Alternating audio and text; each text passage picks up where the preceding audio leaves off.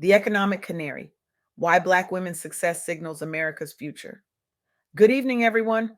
Thank you for joining us for this important conversation. I'm LeAnne Dolce, pronounced Dolce, and I'm thrilled to share with you the revolutionary insights from my recent conversation with Tedra Collica, a visionary economist whose groundbreaking work on Black women's economic empowerment is fundamentally reshaping how we understand national prosperity. Tedra isn't just analyzing economic trends, she's redefining how we measure the health of our entire economy. Her research has illuminated what many have felt but few have named: that Black women function as economic canaries in our collective coal mine. Through her fearless advocacy and brilliant analysis, she has forced institutions to confront uncomfortable truths about who bears the burden of economic instability first and who benefits from recovery last.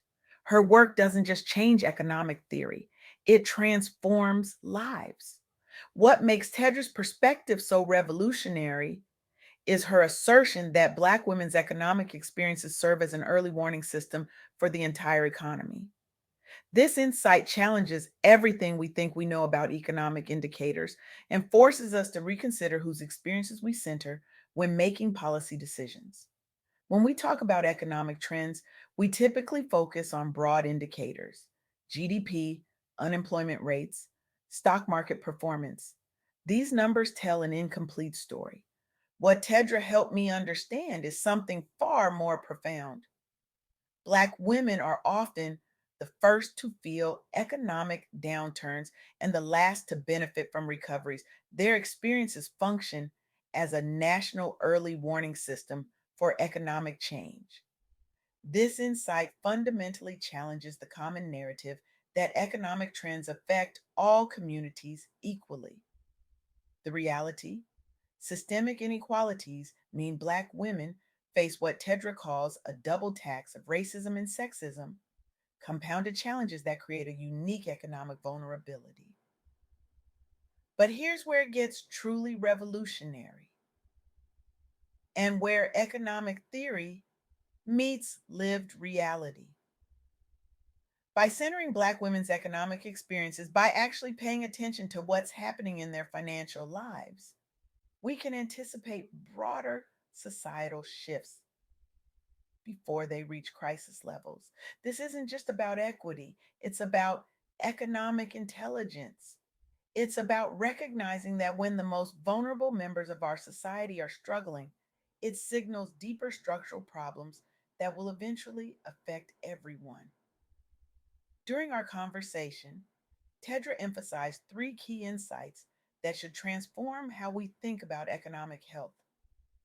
First, systemic barriers persist, even in times of growth. Black women continue to face higher unemployment rates, lower pay, and less access to managerial support compared to other groups. These aren't temporary setbacks, they're structural realities that require structural solutions. When the unemployment rate for Black women remains consistently higher than the national average, even during economic booms, it's not a personal failing, it's a systemic one. Second, community and networking aren't luxuries, they're essential lifelines. Conferences, summits, and expos designed specifically for Black professionals and entrepreneurs provide critical opportunities for connection, mentorship, and growth in spaces where Black women can fully show up as themselves. These spaces aren't just nice to have, they're necessary infrastructure for economic resilience. And third, this one is truly transformative. Entrepreneurship has emerged not just as a viable path, but as a necessary one. Many Black women are turning to entrepreneurship not simply for economic empowerment, but to build generational wealth and create spaces where they are valued and represented. This shift isn't just changing individual lives, it's reshaping entire industries and communities. Let me share with you three powerful stories that illustrate these principles in action. Tiffany Vini's journey exemplifies what happens when determination meets opportunity. Tiffany transitioned from a traditional 9 to 5 job to found Madison Street Build and Design Group, entering the male and white dominated construction industry. Just imagine that for a moment. Stepping into a field where only 6.5% of workers are African American women. The challenges she faced were immense: gender bias, racial discrimination, lack of representation, and the uncertainty that comes with leaving a safe career path. But Tiffany had something powerful, a lifelong passion for design that had been with her since childhood, though social pressures and lack of role models had initially kept her from pursuing construction. Instead of continuing to conform to others' expectations, Tiffany embraced her authentic vision. She sought mentorship, built expertise, and established credibility in the industry. By 2019, she had successfully launched her business, breaking barriers and creating a new narrative about who belongs in construction. Today, Tiffany owns a thriving business and serves as a role model for other Black women in construction. Her journey demonstrates that Black women can break barriers in traditionally exclusive industries, inspiring others to do the same. This isn't just a success story, it's a blueprint for economic transformation. Then there's Leslie Frello, founder of The Wine Concierge. Leslie's story shows how identifying a gap in representation can become a thriving business model. She transitioned from a traditional job to entrepreneurship, focusing on supporting small Black owned wine brands, a niche market with limited representation and access to capital. When the pandemic hit, rather than retreating, Leslie secured a COVID relief loan to launch her e commerce business and created a platform for underrepresented winemakers. The Wine Concierge now offers products from boutique vineyards owned by women and minorities and runs a successful wine club and events. What's particularly powerful about Leslie's story is how she turned her passion for wine and social impact into a vehicle that uplifts other Black entrepreneurs.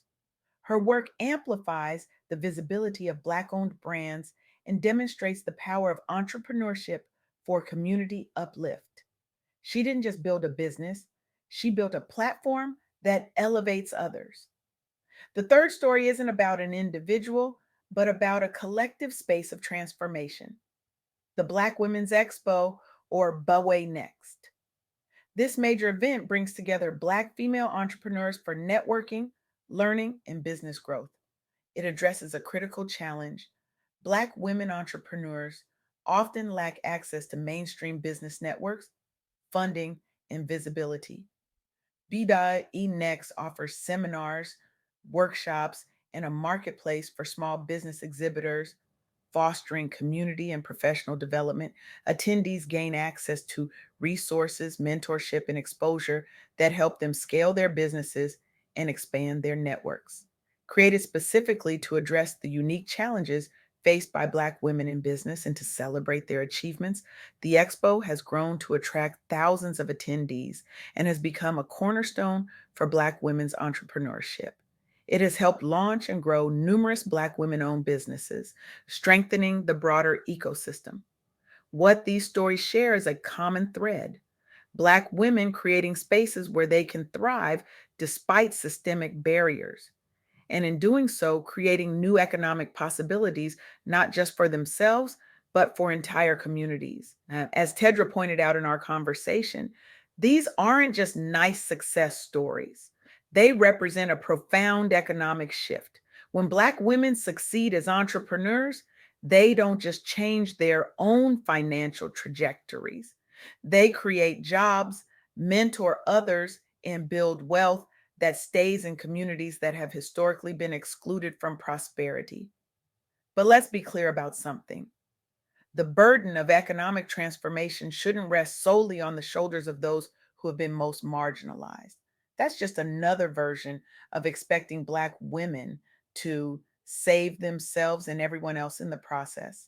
Instead, what Tedra's insights call us toward is a more holistic understanding of economic health, one that recognized that an economy that works for Black women works better for everyone. When we remove the structural barriers that hold Black women back, we create more dynamic, resilient economic systems that benefit all communities. This isn't just about fairness, though fairness matters deeply. It's about economic intelligence.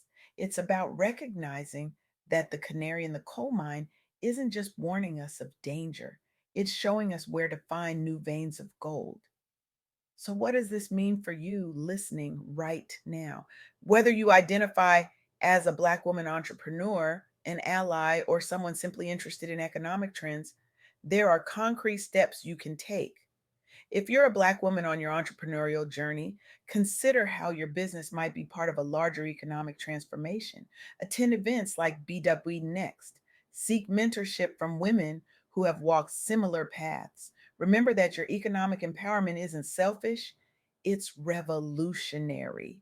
If you're in a position of economic influence, perhaps you make hiring decisions, control investment capital, or shape policy. Pay attention to the experiences of Black women in your sphere. Their challenges aren't personal failings, they're systemic issues that require systemic solutions. And addressing those issues benefits everyone. And for all of us, let's recognize that economic indicators that don't account for the experiences of the most vulnerable communities are incomplete at best and misleading at worst. We need new metrics, new stories, and new understandings of what prosperity really means. I want to leave you with this powerful question that Tedra posed. How can you use your own story and resources to not only break barriers for yourself, but to create pathways for others in your community? And what step will you take this week to move closer to that goal? The economic canary isn't just warning us of danger ahead, she's singing a new song, one of possibility, resilience, and prosperity that leaves no one behind. And when we truly listen to her song, we discover not just warnings, but wisdom about how to build an economy that works for everyone. It's time we stop treating Black women's economic struggles as peripheral concerns and recognize them as central indicators of our collective economic health. It's time we invest in Black women's businesses, not as charity, but as economic strategy. It's time we listen to the canary, not when she's gasping for air, but when she's singing of possibilities we've yet to imagine. The future of our economy depends not just on GDP growth or stock market gains, but on whether the most vulnerable among us can thrive. When Black women rise, we all rise. The question isn't whether, while we can afford to center Black women's economic experiences, it's whether we can afford not to. Thank you